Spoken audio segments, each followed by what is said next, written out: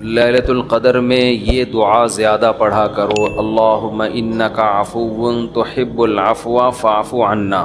اے اللہ تو معافی کو پسند کرتا ہے، سراپا معافی ہے، بس تو ہمیں معاف کر دے۔ قرآن میں دو جگہ اللہ نے لیلۃ القدر کی فضیلت بیان کی، ایک سورہ دخان میں اور ایک سورہ قدر میں۔ سورہ دخان میں کہا انا انزلناہ فی لیلۃ مبارکہ، ہم نے اس قرآن کو نازل کیا برکت والی رات میں، اور سورہ قدر میں ہے انا انزلناہ فی لیلۃ القدر، ہم نے قدر کی رات میں اس کو نازل کیا۔ اور دونوں جگہ قرآن میں ہے تنزل الملائکۃ والروح فیہا من کل امر باذن ربہم من کل امر، کہ فرشتے اس رات میں اللہ کے حکم کو لے کر نازل ہوتے ہیں۔ اور سورہ دخان میں کہا فیہا یفرق کل امر حکیم، ہر حکمت والے فیصلے اس رات میں کیے جاتے ہیں۔ تو یہ سب لیلۃ القدر کے بارے میں ہے، اس کو لوگ شب برات پر لے جاتے ہیں۔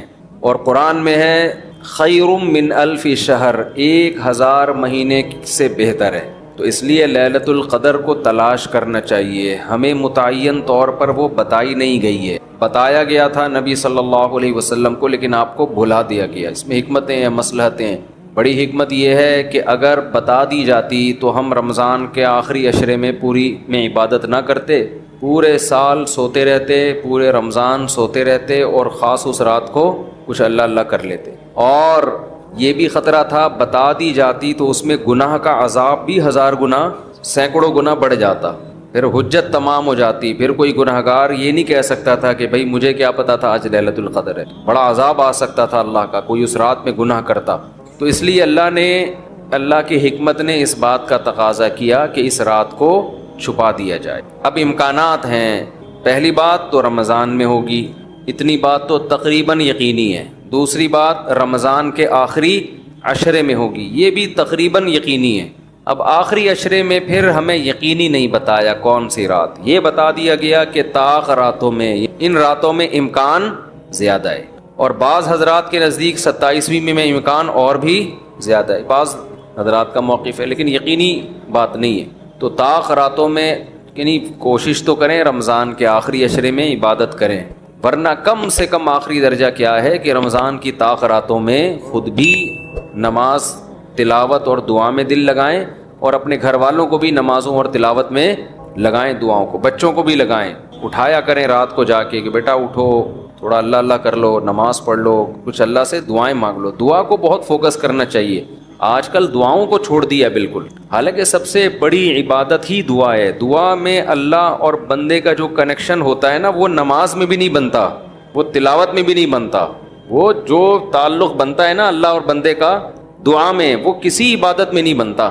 تلاوت کا مطلب تو یہ کہ اللہ آپ سے کیا کہہ رہا ہے وہ سن لیں آپ، اس میں تو یہ فائدہ ہوتا ہے، لیکن دعا میں تو آپ اللہ سے تعلق بڑھاتے ہیں نا، آپ اللہ سے مانگتے ہیں۔ تو اس لیے ان راتوں میں خوب گڑ گڑا کے لمبی لمبی دعائیں مانگنے کا معمول بنائیں۔ اعتکاف والے ساتھی بھی بیٹھ جائے کریں اکیلے میں، کہیں کچھ کر لیں، اللہ اللہ سب کچھ مانگ لیں، یہ سوچ کر کہ جو مانگیں گے اللہ ہمیں وہ دے گا۔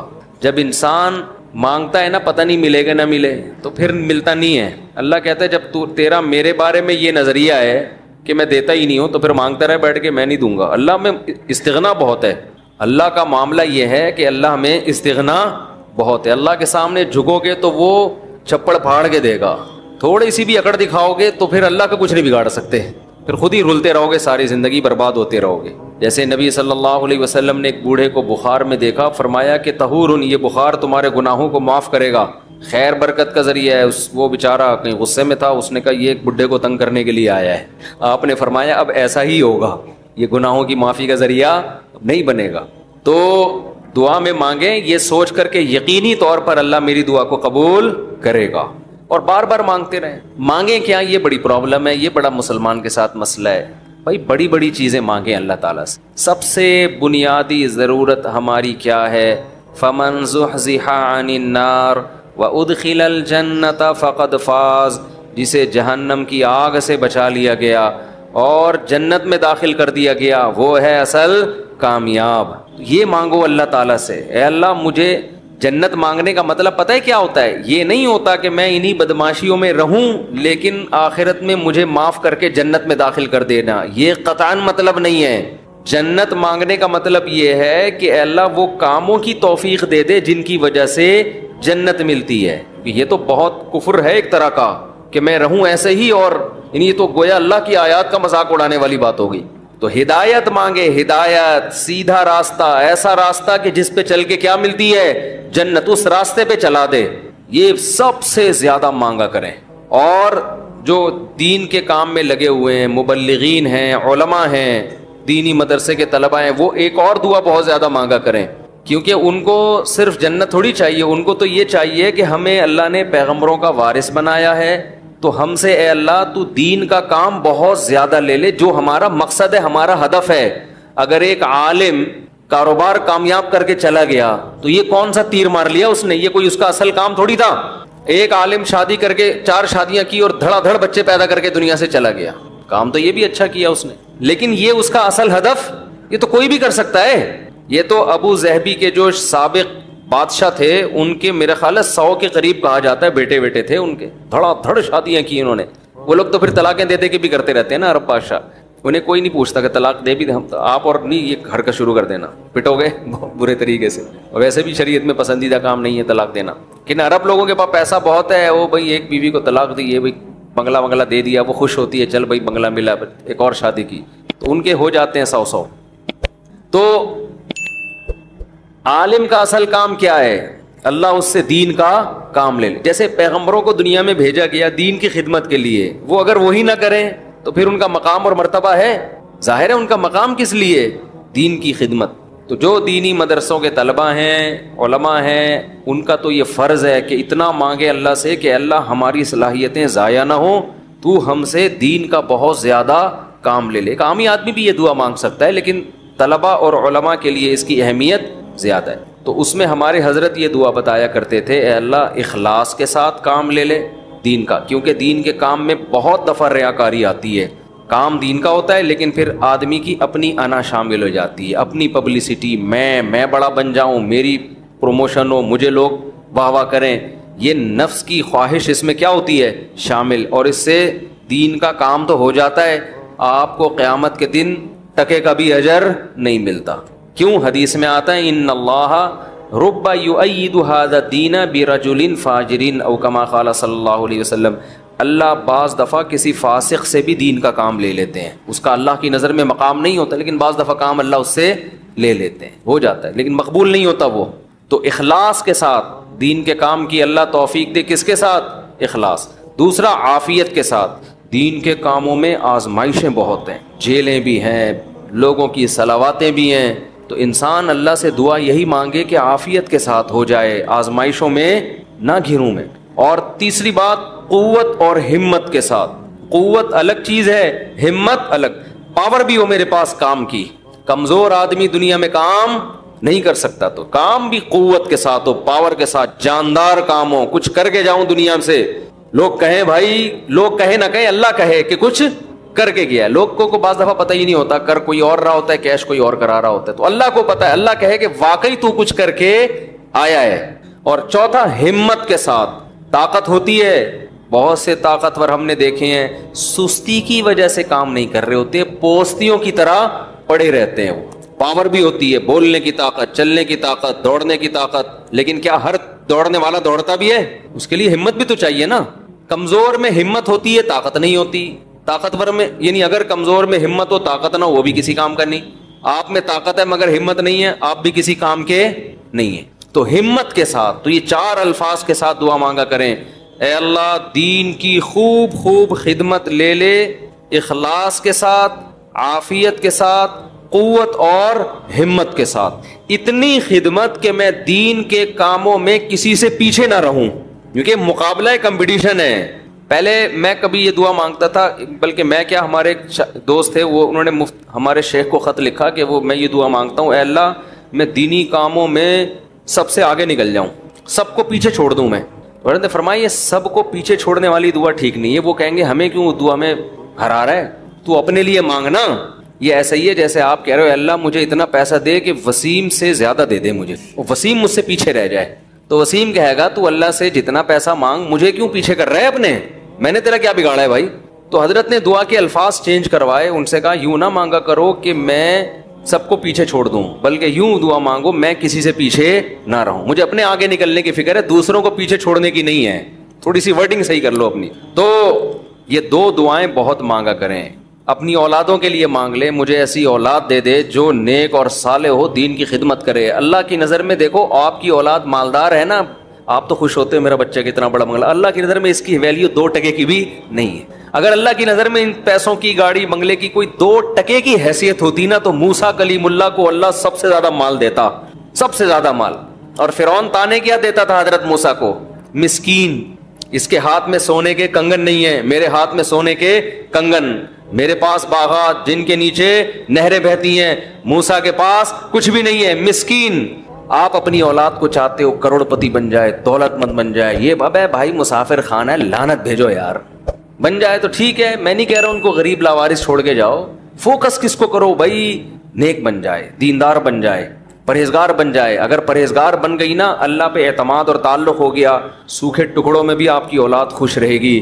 اور اگر پرہیزگار نہیں بنی تو میں نے کروڑ پتی باپ کو دیکھا ہے جس نے کروڑوں روپے کی جائیدادیں بچوں کے لیے تیار کی، اور وہی بچے باپ کو صبح شام ٹینشن بھی دے رہے ہیں اور خود بھی ڈپریشن کی گولیاں کھا رہے ہیں، وہ دین نہ ہونے کی وجہ سے. تو لیلۃ القدر میں کیا دعائیں مانگنی ہے؟ 2 دعاؤں کو فوکس زیادہ کرنا ہے. ایک ہدایت اپنے لیے بھی، اپنے ماں باپ کے لیے، بیوی اور بچوں کے لیے، اپنے بہن بھائیوں کے لیے، اور ان کے ازواج اور ان کی اولاد. یہ آپ کا فیملی کیا ہو گئی؟ کمپلیٹ. یوں دعا مانگے، اے اللہ عافیت والی زندگی دے، سیدھے راستے پہ چلا دے مجھے، میرے والدین کو، والدین میں باپ دادا سب آ گئے، نانا نانی سب آ گئے، میرے والدین کو، میرے بیوی بچوں کو، میرے بہن بھائیوں، ان کی ازواج اور ان کی اولاد. ازواج میں شوہر اور بیوی دونوں آ گئے ہیں، تو یہ آپ کی فیملی کیا ہو گئی؟ کمپلیٹ. تو یہ سب کے لیے دعا کر دی. تو چند دعائیں، اب موضوع چل پڑا ہے تو میں بتا دیتا ہوں جو مانگنی چاہیے، کیونکہ ہمارے یہاں دعا ہی نہیں، عجیب سی طریقے سے دعائیں مانگی جا رہی ہوتی ہیں. چند دعائیں بہت ضروری ہیں جو ان لیلۃ القدر میں آپ نے کثرت سے مانگنی ہے. ایک دعا سب سے پہلے میں نے بتایا کیا مانگنی ہے؟ ہدایت. بلکہ اس سے بھی پہلے اپنے گناہوں کی مغفرت، کیونکہ گناہ دعا کی قبولیت میں آڑ بنتے ہیں. اللہ کہتے ہیں تو میری تو کچھ بھی نہیں مانتا اور اپنی مجھ سے منوا رہا ہے، میں جب تجھے آزمائش میں ڈالتا ہوں تو کچھ بھی نہیں کرتا. تو پہلے اللہ سے معذرت کر رہے ہیں، معافی مانگے. جو میرے گناہ ہو چکے معافی چاہتا ہوں، میں اقرار کرتا ہوں میں غلط ہوں، تو میرے گناہوں کو کیا کر دے؟ معاف. یہ بار بار مانگے اللہ سے. یہی ہے انک عفو تحب العفو فاعف عنا. اور دل میں نیت کریں اللہ میں تجھ سے وعدہ کرتا ہوں آئندہ میں گناہ نہیں کروں گا. شیطان ایسے موقع پہ کہے گا ہبے تو کر لے گا تو کیوں جھوٹے باتیں کر رہا ہے. تو شیطان کو بولے تو اور میں جانوں اللہ جانے تجھے کباب میں ہڈی بن کے تجھے کیا تکلیف ہو رہی. یہ شیطان نا ایسے موقع پہ یہ کرواتا ہے تاکہ منہ سے بات بھی اچھی نہ نکالو آپ. شیطان آئے گا اور کہے گا کہ بھائی تو دعائیں مانگ رہا ہے کہ تو میں دوبارہ نہیں کروں گا، تو نے کرنا تو ہے یہ کام دوبارہ، کیوں اپنے آپ کو دھوکہ دے رہا ہے. تو آپ شیطان سے کیا بولو، بھائی میرا معاملہ اللہ کا معاملہ، تیرے کو بیچ میں تکلیف کیا ہو رہی ہے. جیسے میں جب شادی کر رہا تھا تو لوگ محلے والے کہہ رہے تھے مفتی صاحب کو کیا ہو گیا، پھر تیسری شادی کر رہے ہیں. تو ایک صاحب نے کہا بھائی اپنے خرچے پہ کر رہے ہیں، لڑکی کے ابا راضی ہیں، تو آپ کو تکلیف کیا ہو رہی ہے. ان کے گھر والوں کو ہو تو سمجھ میں آتا ہے. تو یہی بات شیطان کو سمجھا دیا کرے. صحیح ہے، یہ وسوسے ڈالتا ہے شیطان عمل سے روکنے کے لیے. تو بھائی جب بعد میں خدا نخواستہ ہو گیا تو دوبارہ توبہ کر لیں گے. اب یہ تھوڑی کہ اگر ہونے کا خطرہ ہے تو ہم کوئی اچھا کام ہی نہ کریں، باقی اچھے عمل بھی چھوڑ دیں اس چکر میں کہ ہم سے تو گناہ ہو جاتا ہے تو ہم کیا، ہمیں کیا. بھائی ہو جاتا ہے تو جب ہوگا تو دیکھا جائے گا، ابھی تو نہیں ہو رہا نا، ابھی تو جذبہ نہیں کریں گے بس. تو پہلے کیا کرنا ہے؟ گناہوں سے توبہ، اس کے بعد ہدایت کی دعا. سب سے بڑی ضرورت کیا ہے؟ سیدھے راستے پر چلنے کی توفیق. اس میں اپنے لیے، بیوی بچوں کے لیے، اپنے والدین اور بہن بھائی اور ان کی ازواج اور اولاد، یہ پورا بڑے بڑے رشتے کور ہو گئے اس میں، ٹھیک ہے نا. پھر تیسرے نمبر پر دین کی خدمت کی دعا کہ اللہ ہم سے دین کا بہت کام لے لے، کیونکہ علماء کے لیے تو سب سے بڑا کی فضیلت ہی یہی ہے کہ اللہ ان سے دین کی خدمت لے لے. وہ دنیا میں کاروبار کے لیے نہیں ہے، شادیوں کے تو ایک ضمنی چیز ہے، اس کے لیے شادیوں کو پروموٹ کرنے کے لیے ضرور ہے کیونکہ وہ بھی دین کا ایک حصہ ہے. تبھی ہمارے حضرت مفتی رشید احمد صاحب کہتے تھے علماء کو خود شادیاں نہ کرو، لوگوں کو ترغیب. لوگ کہتے تھے حضرت جب ترغیب کیسے دیں جب خود نہیں کرے گا، خود کرو گے تو دین کے کام کے قابل نہیں رہو گے. اتنے جھگڑے ہوں گے نا کہ بس اسی کام کے رہ جاؤ گے اور کسی کام کے نہیں رہو گے. تو البتہ یہ سنت ہے ضروری، تو لوگوں کو ترغیب دو. لیکن وہی بات ہے کہ ایسے ترغیب دیں لوگ کہیں کہ خود کر نہیں رہا. تو دوسری دعا کیا کرنی ہے؟ اے اللہ دین کا کام مجھ سے بہت زیادہ لے لے. تاجر ہے وہ بھی دعا کر سکتے ہیں دین کا کام لے لے, اللہ اس کے مال سے مدارس بنوا دے, مسجدیں بنوا دے, یتیم خانے کھلوا دے, تو کتنی بڑی بات ہے. چوتھی دعا عافیت کی. یہ نہ مانگا کرے اللہ مجھے مال و دولت دے دے, اے اللہ میری تنخواہ 2 کروڑ کروا دے. اس طرح کی دعائیں یہ جزیات ہیں, ہدف کو فوکس کرنا چاہیے. اللہم انی اسألک العفو والعافیہ, معافی چاہتا ہوں, عافیت والی زندگی, ٹینشنوں سے پاک زندگی چاہیے. اب وہ اللہ کی مرضی ہے پیسہ دے کے ٹینشن سے پاک کر دے یا بغیر پیسے کے آپ کو ٹینشن فری بنا دے.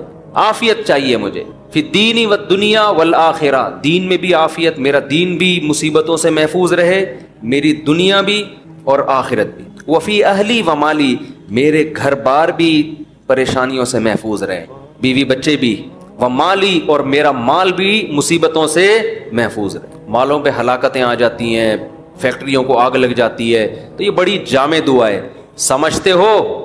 اس کے بعد ایک دعا اللہ سے اور مانگ لو. شادی شدہ آدمی کے لیے گھر ایک بڑی ٹینشن ہوتا ہے نا, وہ کہہ سکتا ہے کہ میں اللہ سے مصیبت سے پناہ مانگ رہا ہوں, تو مصیبتیں تو میں نے گھر میں خود پالی ہوئی ہیں. شادی شدہ لوگ, بعض لوگوں کی یہ رائے ہوتی ہے, تو یوں دعا مانگو, ربنا ہب لنا من ازواجنا وذریاتنا قرۃ اعین, اے اللہ ہمیں ہماری ازواج یعنی بیویوں اور اولاد کی طرف سے آنکھوں کی ٹھنڈک. یہ دعا عورت بھی مانگ سکتی ہے کیونکہ زوج کا لفظ بیوی پر بھی اور شوہر پر بھی. آنکھوں کی ٹھنڈک دے, ان کو ہماری آنکھوں کی ٹھنڈک بنا دے. جب ہم گھر آئیں تو خوشی ہو, میری وائف بیٹھی ہوئی ہے ماشاءاللہ, میرے بچے بیٹھے ہوئے, خوشی ہو. یہ نہ ہو کہ جب گھر آئے تو پتہ چلا بیگم میکے گئی ہوئی ہے تو خوشی سے پاگل ہو جائے آدمی, جیسے کہ آج کل ہو رہا ہے. وہ موقع ہی نہیں ملتا دیکھنے کا. وہ ایک آدمی کا دکھایا, اس کی بیوی میکے جا رہی ہے تو وہ بڑا پریشان نہ کہ یار جا رہی ہے, افسوس ہوا, اور ادھر منہ کر کے خوشی سے ناچ رہا ہے. ٹھیک ہے نا, تو یہ کنڈیشن نہ ہو. اے اللہ ہمارے گھر والوں کو اور اولاد کو ہمارے لیے آنکھوں کی ٹھنڈک. آنکھوں کی ٹھنڈک کا یہاں مطلب یہ ہے کہ ان کو نیک بنا دے. ان کو کیا بنا دے؟ نیک, شریف, شرفا. نماز روزے میں لگے ہوئے ہوں, گھر جاؤ تلاوت کا ماحول ہو, دعاؤں میں لگے ہوئے ہوں, تلاوت کر رہے ہوں. تو جس کی فطرت صحیح ہو اسے یہ عمل دیکھ کر اس کی آنکھیں کیا ہو جاتی ہیں؟ ٹھنڈی. اور اگر آپ گھر میں گئے, بیگم صاحبہ ڈرامہ دیکھ رہی ہیں, سین چل رہا ہے بڑا ٹائٹ قسم کا نا, اور بچے بھی پب جی پہ لگے ہوئے ہیں, فلمیں دیکھ رہے ہیں, میوزک سن رہے ہیں, خدا کی قسم اس سے آپ کی آنکھیں ٹھنڈی نہیں ہو. میں لوگوں سے کہتا ہوں اپنی بچی کو اسکارف پہناؤ, پراپر ڈریس پہناؤ, پھر دیکھو کتنی پیاری لگے گی آپ کو. اور آپ اس اسکارف جو ہے نا اور اسکرٹ پہنا دو, سلیو لیس کپڑے پہنا دو, آپ کو وہ آنکھوں کی ٹھنڈک نہیں لگے گی. گھر کا ماحول دینی ہو, طہارت کا, نماز کا, تلاوت کا, معمولات کا. تبلیغ والے کروا دیتے ہیں, اپنی عورتوں کو تبلیغ میں وقت لگواؤ گے تو گھر میں یہ معمولات شروع ہو جائیں گے. تبلیغ میں بڑی جان ہے. بڑے بڑے لوگوں کو میں نے دیکھا ہے, بیگم کنٹرول میں تھی, تبلیغ میں لے گئے, صحیح ہو گئی, گھر کا ماحول بن گیا. اور گھر کا ماحول عورت سے بنتا ہے, آدمی سے نہیں بنتا. تو آنکھوں کی ٹھنڈک بنا دے. وجعلنا للمتقین اماما, یہ اسی کی تفسیر ہے. اور ہمیں پرہیزگاروں کا امام بنا. یہ مطلب نہیں کہ اگلے الیکشن میں ہم جیت جائیں. پرہیزگاروں کا امام کا مطلب امام تو ہم ہیں ہی, ہمارے ماتحتوں کو پرہیزگار کر دے, اچھے لوگوں کے سربراہ ہوں ہم. تو بیوی بچے آپ کے ماتحت ہوتے ہیں نا, تو ہمیں ان کو کیا بنا دے, تو پرہیزگار بنا دے. تو یہ دعا بھی بہت امپورٹنٹ ہے. اللہ نے نیک لوگوں کی صفات میں یہ دعا بھی بیان کی ہے کہ وہ ہم سے یوں دعا مانگتے ہیں. اور 2 دعائیں اور جلدی سے بتا دوں, یہ ٹاپک نہیں تھا, لمبا ہوتا جا رہا ہے مسلسل, اس پہ میں مستقل انشاءاللہ بیان کروں گا. 2 دعائیں اور لیلۃ القدر میں, اور ویسے بھی معمول بنائیں. ایک دعا یہ کہ جہنم کی آگ سے خلاصی, بار بار قرآن یہ بیان کر, جنت کی طلب اور جہنم کی آگ سے خلاصی. قرآن بار بار کہتے ہیں ہمارے نیک بندوں کے دل میں جنت کی اتنی لالچ ہے کہ راتوں کو اٹھ اٹھ کے اللہ کو پکارتے ہیں کہ اللہ ہمیں اس جنت کا وارث بنا دے, محروم نہ کرنا اس جنت سے. جن کا آخرت پر ایمان نہیں ہے نا, انہوں نے جنت کو دوسرے درجے پہ رکھا ہوا ہے. میں بھی ہو سکتا ہے جنت ہو, مل جائے ٹھیک ہے, اس طرح سے مانگ رہے ہوتے ہیں. آپ مجھے بتاؤ دنیا میں آپ کو کوئی ایسا پیکج دیا جائے کہ یہ کر لو تو تمہیں پھر اس کے بدلے میں یہ ملے گا, اس میں 1000 گز کا بنگلہ ملے گا, اور ایسا بنگلہ ہوگا, کروڑوں روپے کا بنگلہ ہوگا, اس میں پھر تمہاری بڑی اچھی شادی ہو جائے گی, بہت خوبصورت بیوی ملے گی تمہیں, اور اس میں تمہاری خوراک ایسی ہوگی, تمہاری جوانی 100 سال تک رہے گی ہیں بھائی, اور تمہیں جناب کروڑوں کروڑوں روپے کی گاڑیاں ملیں گی. یعنی جنت کے 10ویں حصے کی بات اگر ہم سے کی جائے دنیا میں, تو میرا خیال ہے سارا دن اس کی تلاش اور طلب کے علاوہ ہمارا کوئی کام نہیں ہوگا، کیونکہ یقین ہے نا اس دنیا کو دیکھا ہوا ہے، آخرت کو دیکھا نہیں ہے. تو اللہ تعالیٰ کہتے ہیں کہ ہمارے نیک بندے راتوں کو اٹھ کے اللہ سے کیا مانگتے ہیں؟ جنت. کہ اللہ ربنا وآتنا ما وعدتنا علی رسلک، اے اللہ تو نے پیغمبروں کی زبان سے جس جنت کا ہم سے وعدہ کیا ہے وہ اس وعدے سے ہمیں محروم نہ کرنا، وہ دینا ہمیں جنت، ہم محتاج ہیں اس کے. وہ بڑی دل نشیں جنت ہے، ایسا نہ ہو کہ نیک لوگ اس میں جا رہے ہوں اور ہمیں اس سے روک دیا جائے. اس وقت یہ منظر قہر بن کے گرے گا آپ کے اوپر، یہ بہت بڑی ٹینشن ہوگی. اور جہنم کی آگ سے پناہ، ربنا صرف عنا عذاب جہنم، جہنم کی آگ کو ہم سے دور کر دے. تو یہ چند دعائیں ہیں جو مانگا کریں پابندی کے ساتھ. سمجھتے ہو کہ نہیں سمجھتے؟ اور ایک آخری دعا، اگر آپ کے والدین دنیا سے جا چکے ہیں یا آباء و اجداد کوئی بھی جا چکے ہیں، ان کی مغفرت کی، ان کو بھولنا، جن میں والدین تو بہرحال وہ تو زندگی بھر نہیں بھولنا ان کو. جب مغفرت کی دعا تو سب سے پہلے اپنے والدین کے لیے الگ الگ مانگا کرو، باپ کے لیے الگ اور ماں کے لیے الگ، ہول سیل کے حساب سے نہ مانگا کرو. بعض لوگ ہول سے، یا اللہ جتنے بھی مرحومین دنیا سے جا چکے ہیں سب کی مغفرت فرما دے. تو مرحومین میں ابا بھی آ گئے، اماں بھی آ گئے، نانی بھی آ گئی، دادی بھی، سب ہول سے. دعاؤں میں ہول سیل نہیں چلتا، نام لے لے کے اس میں زیادہ خشوع و خضوع پیدا ہوتا ہے. سمجھتے ہو؟ اب ظاہر ہے سارے مرحومین کا تو نام لے نہیں سکتا نا، تو خود ہی مرحومین میں داخل ہو جائے گا تھوڑی دیر میں. تو چند اسپیسیفک مرحومین کا نام لے کے پھر ہول سیل کے حساب سے کہ جتنے دنیا سے مسلمان جا چکے ہیں اللہ مغفرت کرے. تو یہ کام ضرور کرنا چاہیے لیلۃ القدر میں. اور لیلۃ القدر میں مخصوص عبادت ثابت نہیں ہے. یہ جو چل رہا ہوتا ہے نا کہ پہلی رکعت میں یہ سورت پڑھیں، پھر یہ سورت پڑھیں، پھر یہ سورت پڑھیں، یہ سب چیزیں غیر ثابت ہیں، بدعت ہیں. ان سے اجتناب کریں. تمام دوائیں بچوں کی پہنچ سے دور رکھیں، تمام بدعتیں اپنی اور بچوں کی پہنچ سے دور رکھیں. تو لیلۃ القدر میں آپ سمپل نماز پڑھیں، زیادہ سے زیادہ دعا مانگیں، اور تسبیحات ہیں، تلاوت ہے، یہ کام کریں. سمجھتے ہو؟ دوسرا، جتھے نہ لگائیں لیلۃ القدر میں. اس کو بھی لوگوں نے ایک شو بنا لیا ہے. جتھے دوست احباب مسجدوں میں ٹوپیاں پہن کے جا رہے ہیں اور پھر بیٹھے ہوئے ہیں، گپے لگ رہی ہیں، ہاں ہلا گلا چل رہا ہے، پھر چلو جی جماعت سے نماز ہو رہی ہے. ٹھیک ہے، جماعت سے نماز بھی پڑھ سکتے ہیں، لیکن تراویح میں تو بڑی جماعتیں جائز ہیں، تو ثابت ہے خلفائے راشدین سے. تہجد میں بڑی جماعت ثابت نہیں ہے، لہذا یہ بھی بدعت ہے. تراویح تو ثابت ہے نا، اس میں تو جتنے پوری مسجد بھر جائے، لیکن تہجد میں اس طرح تداعی کہ اتنے لوگوں کو اکٹھا کرنا کہ قاری صاحب تہجد پڑھا رہے ہیں سب لوگ آ جاؤ، یہ نبی سے ثابت نہیں ہے. جب ثابت نہیں ہے تو جائز بھی نہیں ہے. تو اس لیے تہجد میں اگر کسی نے جماعت پڑھنی ہے 2-3 سے زیادہ افراد کو اکٹھا بولو نہ کریں، تاکہ زیادہ تعداد نہ ہو جائے لوگوں کی. لیکن بہتر یہی ہے کہ اپنے طور پہ پڑھیں. تراویح ہو گئی جماعت کے ساتھ، باقی نوافل کیسے پڑھیں؟ انفرادی میں الگ اللہ سے تعلق بنتا ہے، جماعت میں الگ تعلق بنتا ہے، اس میں انفرادی کو فوکس کریں. تو کوئی مخصوص صورتیں پڑھنا، پہلی رکعت میں یہ، دوسری میں یہ بھی بدعت ہے. صلاۃ التسبیح کی جماعت بھی جائز نہیں ہے. سمجھتے ہو؟ صلاۃ التسبیح انفرادی طور پر تھوڑا سا اختلافی مسئلہ ہے. جمہور علماء کے نزدیک سنت ہے. بعض کچھ علماء ایسے بھی گزرے ہیں جو صلاۃ التسبیح کو نہیں سنت مانتے. وجہ اس کی یہ ہے کہ وہ کہتے ہیں اس بارے میں کوئی بھی صحیح حدیث موجود نہیں ہے. لیکن چونکہ روایات کی کثرت ہے، اور کثرت سے جب روایات ہوتی ہیں تو درجہ حسن تک حدیث پہنچ جاتی ہے. اس بیس پر بہت سے علماء کی رائے یہی ہے کہ پڑھ لینی چاہیے. تو جو اختلافی مسئلہ ہو اس میں اگر کوئی بھی رائے رکھتا ہے تو اس میں شدت جائز نہیں ہے. سمجھتے ہو کہ نہیں سمجھتے؟ تو اچھا، میرا موقف چونکہ یہ والا ہے جو ابن تیمیہ رحمہ اللہ کا موقف تھا، تو میں کیا، میری اوقات کیا، بعض بڑے علماء کا بھی وہی موقف ہے، تو اس لیے تو میں بھی اسی موقف کو مانتا ہوں. لیکن کوئی فتویٰ میں یہی دیتا ہوں جو جمہور کا ہے کہ بھائی ٹھیک ہے، جو مفتہ بھی قول تو یہی ہے کہ پڑھ لینا چاہیے. عبداللہ بن مبارک، علامہ ناصر الدین البانی رحمہ اللہ نے اس مسئلے میں عبداللہ بن مبارک کی تقلید کی ہے. ان کی نظر میں بھی اس بارے میں کوئی حدیث صحیح نہیں ہے، لیکن چونکہ عبداللہ بن مبارک سے اس کی سنیت منقول ہے تو انہوں نے اس مسئلے میں تقلید کی ہے. کس کی؟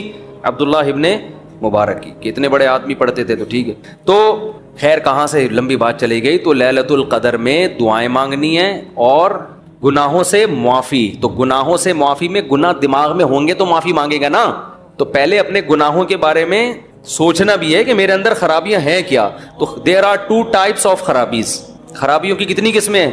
2. ایک اللہ سے معاملہ ٹھیک نہیں ہے، ایک اللہ کے بندوں سے. تو اللہ سے جو معاملہ ٹھیک نہیں ہے، فرض نماز آپ کے ذمے، روزے آپ قضا کر رہے ہیں، بد نظری کر رہے ہیں، سود کھا رہے ہیں، زنا کر رہے ہیں، انٹرنیٹ پر فحش فلمیں دیکھ رہے ہیں، داڑھی کاٹ رہے ہیں اور ازار ٹخنوں سے نیچے رکھتے ہیں اور زکوٰۃ نہیں دیتے، یہ سب کس کے حقوق ہیں؟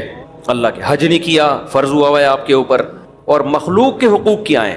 سب سے پہلے دیکھنا ہے وراثت تو پھوڑ پھاڑ کے نہیں بیٹھا ہوا میں کہیں، ابا کا انتقال ہو گیا ایسا تو نہیں میں کسی کا حصہ کھا رہا ہوں، بہن کے حقوق میں آتا ہے نا، وراثت پھوڑ پھاڑ کے بیٹھا ہوا ہے تو بھائی سب سے پہلے بہن کی وراثت اس کے حوالے، بڑا بھائی ہے تو چھوٹے بھائیوں کا حق تو نہیں کھا رہا، سمجھتے ہو؟ تو مخلوق میں سب سے پہلے مالی حقوق ہیں، پھر دیکھو قطع رحمی تو نہیں کی ہوئی، ایسا تو نہیں کوئی قریبی رشتہ دار ہو جس کو پورے سال آپ پوچھنے کی توفیق ہی نہیں ملتی، تو قریبی رشتہ داروں کو منا لو، تھوڑا سا ہیلو ہائے کر لو، سلام دعا کر لو ان سے، کیا جا رہا ہے اس میں؟ تو یہ موٹے موٹے رشتہ داروں کے حقوق یہ سوچ کے اللہ سے توبہ کر لو اور وہ حقوق ادا کر لو، پھر لیلۃ القدر بنے گی۔